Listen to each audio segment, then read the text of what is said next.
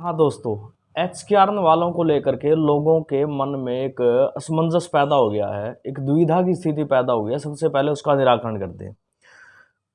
अखबार में एक न्यूज आई जो एक बहुत बड़े बवाल का कारण बन गई। लोगों के मन में जो विचारधारा है ना, उसको कहीं ना कहीं वो इधर से उधर कर रही है। आज की अखबार की न्यूज है कि कौशल निगम कर्मियों को 58 साल की आयु में रिटायरमेंट मिलेगी।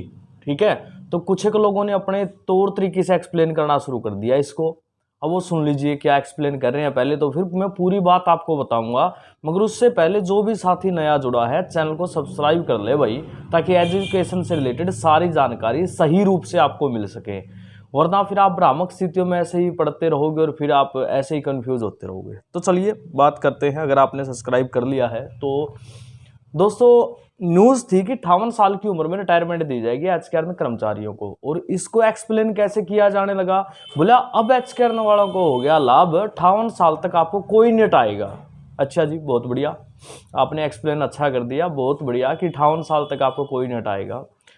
मैं दिल से चाहता हूं कि मेरे साथी जो भी एचकेआरएन में लगे हैं या किसी भी जगह लगे हैं, 58 साल तक उनको कोई भी ना हटाए। तो पहली बात, यहाँ पे आपको नेगेटिव लेने की ज़रूरत नहीं है कि जो मैं न्यूज़ दे रहा हूँ उसको नेगेटिव ले जाओ। मेरा काम केवल और केवल जो सही बात है उसको आपके सामने रखना है। आप उसको मानो ना मानो वो एक अलग बात होती है। ऐसा कुछ भी नहीं है साथियों कि 58 साल तक आपको नहीं हटाया जाएगा। पहली बात तो हाँ, ये निश्चित कर दिया गया है, हाँ तो ये जरूर निश्चित कर दिया गया है, जो आपकी रिटायरमेंट है ना वो 58 साल की उम्र में हो जाएगी। इसको स्पष्ट रूप से समझिए। इसका मतलब है कि 58 साल के बाद आप एचकेआरएन में भी जॉब नहीं कर सकते। इसका मतलब केवल ये है, इसका मतलब ये नहीं है कि 58 साल तक आपको कोई वहां से नहीं हटाएगा। इसका कारण बताऊंगा, इसका स्पष्टीकरण मैं दूंगा कि मैं ऐसा क्यों कह रहा हूं। साथियों, मुख्यमंत्री मनोहर लाल खट्टर जी का जनसंवाद भी चल रहा है और जो बेरोजगार बच्चे हैं ना उनको लेकर के लाइव कॉन्फ्रेंस भी चल रही है उनकी। ठीक है, तो उस कॉन्फ्रेंस में मैं शामिल था। पहली बात तो अब उस कॉन्फ्रेंस में बात क्या थी जिसके आधार पे मैं कह रहा हूँ वो सुन लीजिए। एक साथी था हमारा कोई जो कंप्यूटर की लाइन से रिलेटेड था, BSc MSc ऐसा कुछ। तो उन्होंने कहा था, सर मैं पहले किसी फील्ड में काम करता था, गवर्नमेंट किसी फील्ड में, और उसके बाद मुझे वहाँ से हटा दिया गया कुछ सालों के बाद। मैं चाहता हूँ कम से कम एचकेआरएन में मुझे जगह दे दी जाए जब तक ऐसा चल रहा है। तो वहाँ पे जो उनको रिप्लाई मिला था वो ये मिला था कि एचकेआरएन में आप जाना क्यों चाहते हो। बोला जी कम से कम मेरा जो फ्यूचर है वो सेफ हो जाएगा। तो वहाँ पे उनको कहा गया कि आपका कोई फ्यूचर एचकेआरएन में सेफ नहीं होगा। पहली बात तो ये, एचकेआरएन केवल क्या करता है कि जो एम्प्लॉयज उनको चाहिए होते हैं डिपार्टमेंट को, वो दे दिए जाते हैं, मगर जब तक दिए जाते हैं जब तक उनके स्थान पर पक्के कर्मचारी नहीं आ जाते।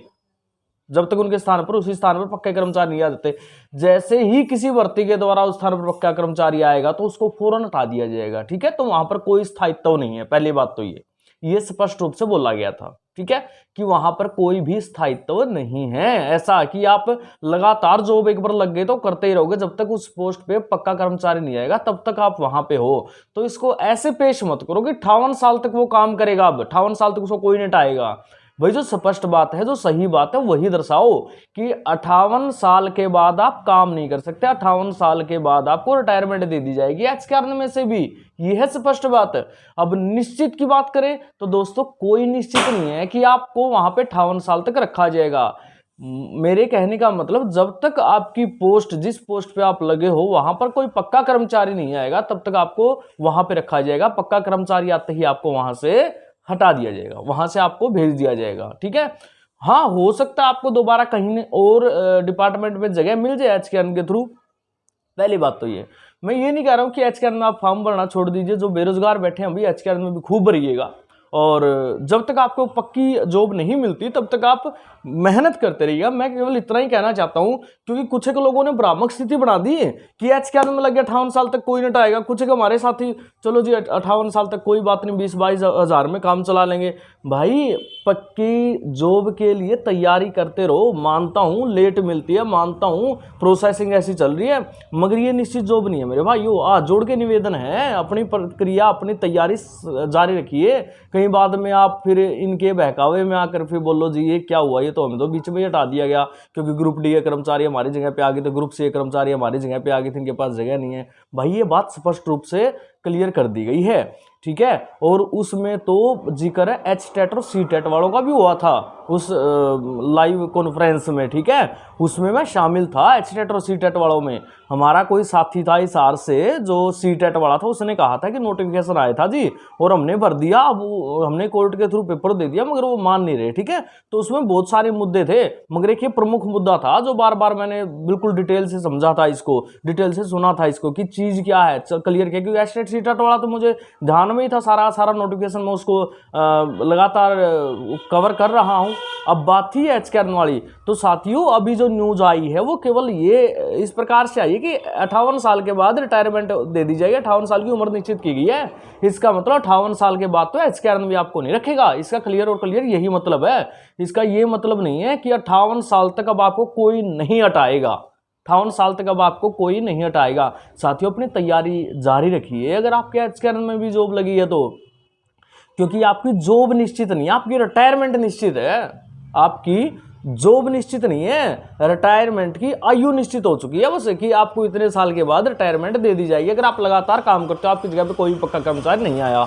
अब यहाँ पे कुछ एक साथी क्या करते हैं भाई, मुझे ये बात समझ में नहीं आती, कुछ एक नेगेटिव बोलने वाले बहुत होते हैं, हजारों की संख्या में हमारे पॉजिटिव बोलने वाले लोग होते हैं। सर बिल्कुल सही जानकारी, आप जब भी जानकारी देते हो तो बिल्कुल सटीक देते हो, कोई मतलब जल्दबाजी नहीं करते इन चीज़ों में। और कुछ एक साथी क्या कहते हैं कि उनकी आदत ही होती है नेगेटिव बोलने की, नहीं ऐसा नहीं है वह। अरे भाई आपके लिए तो मैं खबर भी नहीं बना रहा, ठीक है, जो नेगेटिव बोलना चाहते हो। भाई जब आप किसी की सुनना ही नहीं चाहते, समझना ही नहीं चाहते, जब आपके पाँव पे कुल्हाड़ी लग जाते हैं तब आप समझते हो, तो आपके लिए नहीं बना रहा मेरे भाइयों, ठीक है। हाथ जोड़ के निवेदन है कि मेरी खबर मत देखा करो ऐसे ऐसे। हाँ जो समझना चाहते हो वो समझ लीजिए कि जो न्यूज़ आई है उसमें कहीं पे भी नहीं है ऐसा।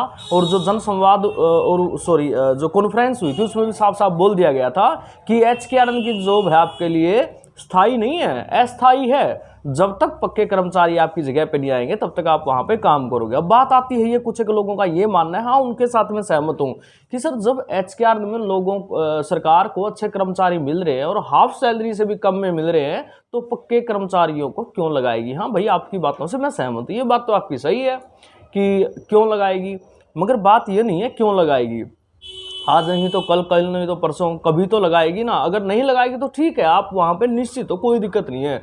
मगर साथियों सोच के देखो, अगर लगा देती है कोई साथी, कोई हमारा भाई, कोई बेरोजगार भाई अभी जॉब पे लग गया 30-32 साल की उम्र में, और 5-7 साल बाद जब वो 40 प्लस हो जाए और उसको बोल दिया जाए जा घर पे जा, अब ये जगह तुम्हारी नहीं है, तो उस टाइम क्योंकि 5-7 साल के बाद, 5-7 साल के दौरान वो पढ़ना लिखना सब छोड़ देता है, क्योंकि उसको हो जाता है कि मेरी जॉब लग चुकी है। उसके बाद उसके सामने कोई चारा नहीं होता, वो कुछ नहीं कर सकता, दुकानदारी वो नहीं कर सकता, अब और किसी फील्ड में वो नहीं जा सकता क्योंकि एक्सपीरियंस हो चुका है, नहीं रहा उसका। और दूसरी बात उसकी उम्र इतनी हो चुकी है, अभी उसके अंदर जो नया जज्बा है वो एक प्रकार से अब इतना नहीं रहता। तो साथियों अपनी तैयारी साथ रखिए, जो परमानेंट जॉब है ना उसके लिए तैयारी रखिए अगर आपकी एचकेआर में जॉब लगी है तो। क्योंकि मेरे बहुत सारे साथी एचकेआर में लगे हैं, टीचिंग में लगे हैं, ठीक है, नॉन टीचिंग पोस्ट में भी लगे हैं, तो वो अभी भी तैयारी कर रहे हैं और उनका बिल्कुल वो मेरी बात से सहमत, और बिल्कुल वो अभी भी परमानेंट जॉब के लिए तैयारी कर रहे हैं। इसलिए नहीं कि यहाँ पे सैलरी कम है, इसलिए क्योंकि ये स्थायी नहीं है, क्योंकि ये स्थायी नहीं है। ये तो एक प्रकार से आपके लिए ऐसी जॉब बन गई कि अगर आपको कुछ भी नहीं मिलता तो आप प्राइवेट शोषण से बचे रहो और वहाँ पे काम करते रहो। तो दोस्तों ये थी संपूर्ण जानकारी, सही जानकारी। आपको अच्छी लगती है तो धन्यवाद, और नहीं लगती है तो मत सुनिएगा। ओके, धन्यवाद, शुक्रिया, जय हिंद, जय भारत।